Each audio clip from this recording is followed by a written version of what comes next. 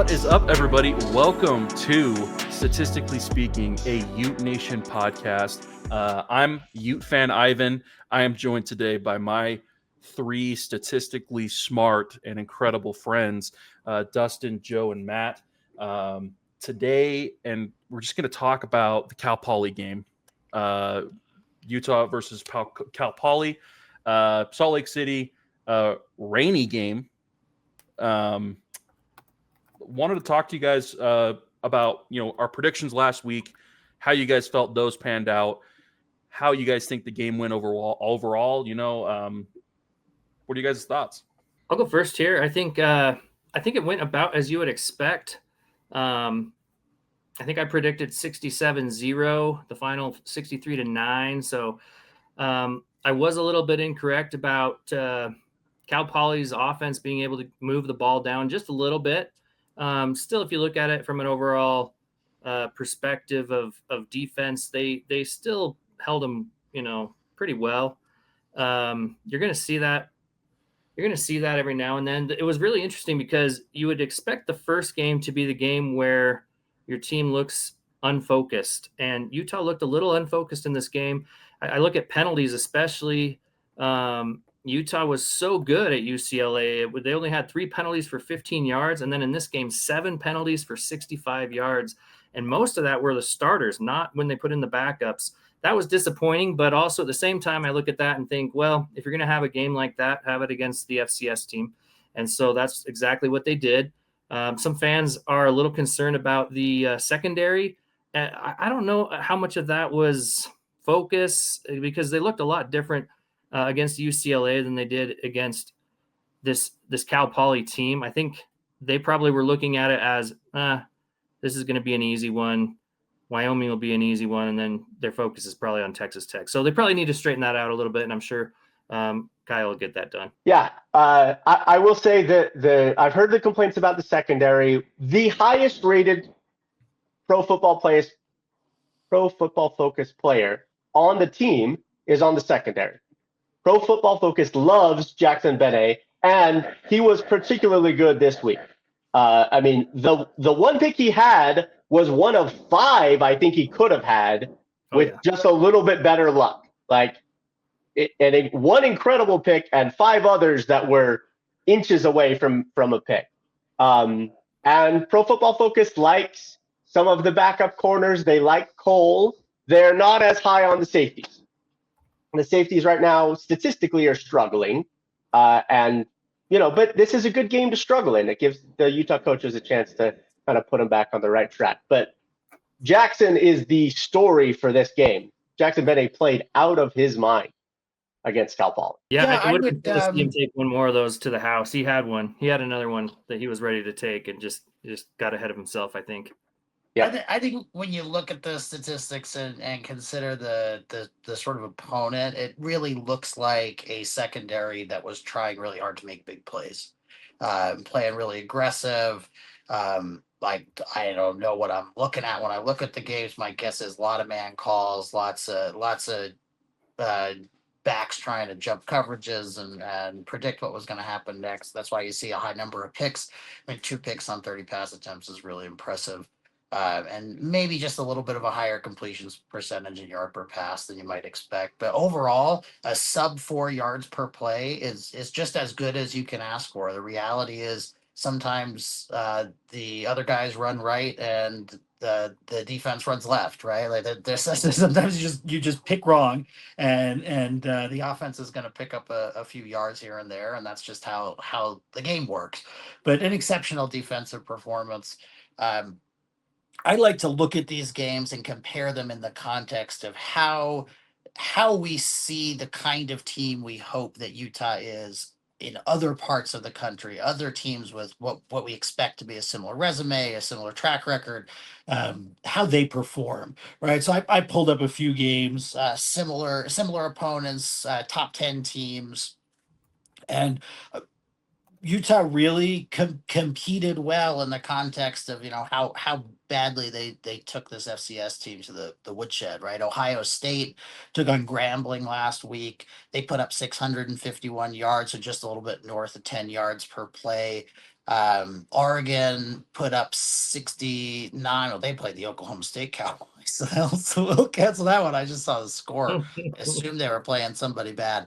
But you got other teams like It They just were. wasn't an Georgia. FCS team. Georgia Austin Pay was 28-6. The close game, sub. I think it looks like about 6 to 7 yards per play there. Penn State 34-0 against FIU. So Utah performed as well as anybody really against this kind of inferior competition. And the way that I see it is when you're playing this kind of team, you're really measuring the offense against sort of a blank canvas, right? The offense can do whatever they want to do against a team with these kinds of athletes and this kind of scheme and all of those sorts of things. And so you really get a chance to measure the offenses against each other, even though you're not playing the same opponents. And so I think Utah looked exceptionally good, really exceeding, especially offensively, exceeding my expectations. We talked about it from week one. We all expected an exceptional Utah defense, and certainly we are seeing an exceptional Utah defense, but their efficiencies on offense are excellent. They're ranked 20th in the nation by ESPN efficiency, which is just an exceptional performance for a team that we had some question marks about some of the aspects of the offense, but right behind that big experienced offensive line is exactly the way that you want a football team to play, and I think really plays into the way that Kyle Whittingham and the coaches want to direct this team moving forward. Yeah, the only disappointment on offense at all is 3 line penalties. 3 offensive line penalties from an offensive line that should have been able to play cleaner than that. But we already talked about that. I think that's just I think similar to the defense, where there were several secondary penalties, I think, from them being very aggressive. I think those are penalties that Kyle's going to be okay with. Kyle never likes a penalty of any sort, but them being too aggressive is the kind of penalty he would rather have than them doing stupid stuff. So, and just another exceptional passing efficiency performance, north of 70% on pass completion. And I'm sort of setting aside, Burt Ficklen's performance. Let's just really look at the ones and how that team did.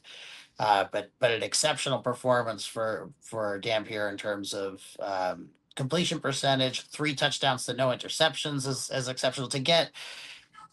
And typically you want to see a quarterback pick up somewhere in the neighborhood of 2 to 5% of their completions as touchdowns. That's a really, really good performance. So to get close to 12% of your completions as touchdowns, or 14% even, is really something to talk about. And then the yards per pass for him were excellent as well. well, and one of the things I asked for last week 8 yards was per pass. That's just bonkers. Yeah, is I wanted to see passes going to wide receivers who are wide receivers on the roster. And he threw 7 to Ryan Davis and 6 to Tobias Merriweather. Only 3 catches for Tobias, but 3 catches for 37 yards for him, and then 6 catches for 60 yards, 58 yards, and a touchdown for Davis. So the wide receivers actually got involved this time. Yeah, and that's more than 10 yards per reception. It's an exceptional performance. You still want to see more. I look at the numbers, and you do see the kind of long completions that you want, but as we talked about last week, like, stretching the defense vertically is what we'd really like to see, and passes with a lot of time in the air would be great. But the Utes are going to stretch the field how they stretch the field, and in an offense with these athletes, that's how they're going to approach it, and it certainly works. It's certainly working well. I think another takeaway for Ute fans is that the coaching staff was out there seeing what players could do. They were kind of trying this thing out, kind of think of it as like a Major League Baseball exhibition game where a pitcher is trying out new pitches. You could kind of see that the way that they were having so many different guys run the ball, especially Nate Johnson. They were trying to figure out what they could do with Nate Johnson this season. And I heard a lot of fans sitting around me talking about their frustration with Johnson and how he wasn't able to break any for a touchdown. But you still look at his overall 11 carries for 59 yards. That's 5 yards That's per a good carry. day. It's a good day. And they're kind of figuring out what works for him and what doesn't. And I think they use rushing him. touchdowns. It's not like they couldn't Right. score with a carry. Yeah. Well, and it's nice to see them using Nate Johnson instead of Smithstone. Nate is an offensive player. That's all he is. And he's very fast, and he's got some of that shiftiness. And we saw that last year out of him, or 2 years ago out of him. Yeah. And so him being able to take that so that when Utah needs Snowden to be just a cornerback for a whole game, Snowden has Nate Johnson to take up some of those reps. Yeah, I mean, you have nine different guys carry the ball. You're not going to see that in conference play. And I think another guy that could take some of those Snowden offensive reps is Hunter Andrews. He looked great out there. I think he's the one that kind of proved that he should be the guy getting more carries. So I wouldn't be surprised to see that at all. But again, take that away. Some fans I've heard on Twitter talking about their concerns of kind of the fluidity of the offense, and that all just had to do with which I know you look at it, you're like, well, they had 63 points. What do you want? But the fluidity was simply this is an exhibition game in a way, and so they were just trying things out. It's gonna be a little out of sync because they're trying things out. Well, it's interesting to me Georgia, Georgia had 421 yards on 76 plays, right? So that's the kind of lack of fluidity that I'd be concerned about if I was as a Utah fan.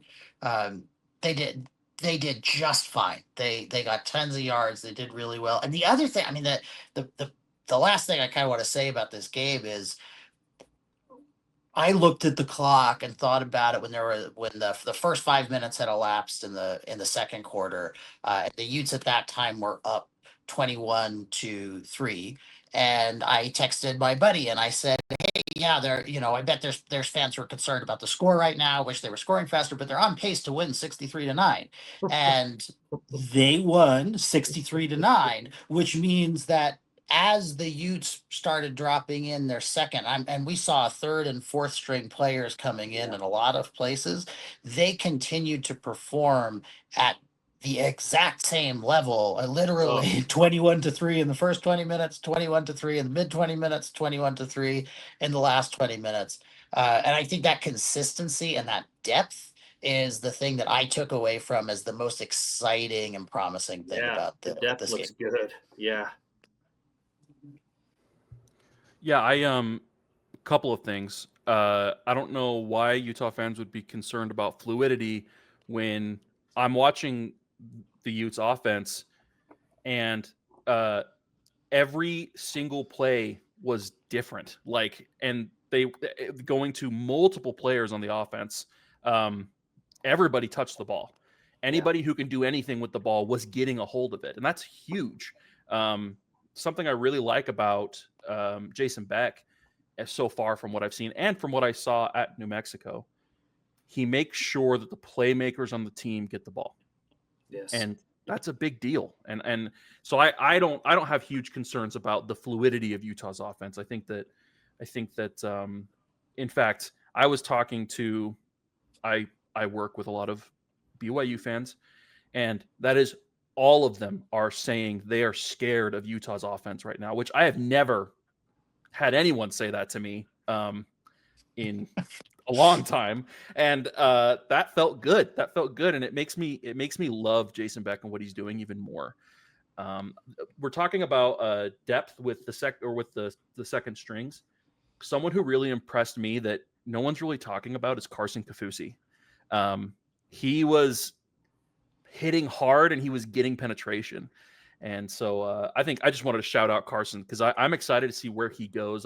He's just a freshman, and I'm excited to see what he continues to do with development in Utah's defensive room. So He's, Yeah, as far as he's the got depth the right goes, last name, so I yeah, have a lot of confidence. yep. I'll never turn down a Kafusi at Utah.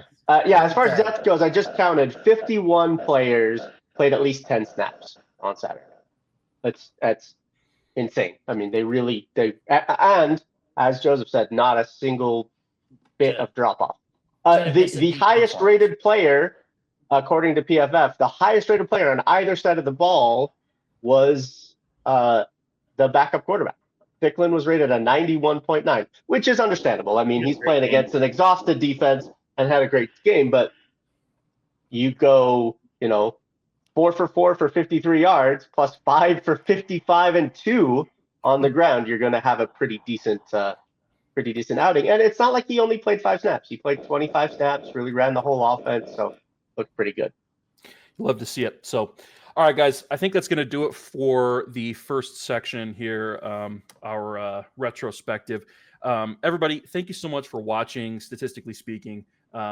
We appreciate the support so much. I want to bring up, we have a promo going on right now to join the UteNation, UteNation.com, promo code UTE50. Make sure you get in there. You're going to be able to see a lot of insider information. It's a really good place to get information about the Utes and what's going on with them.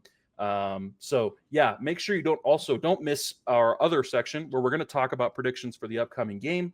And yeah, make sure you don't miss that. Thanks, guys. Appreciate it. We'll see you later.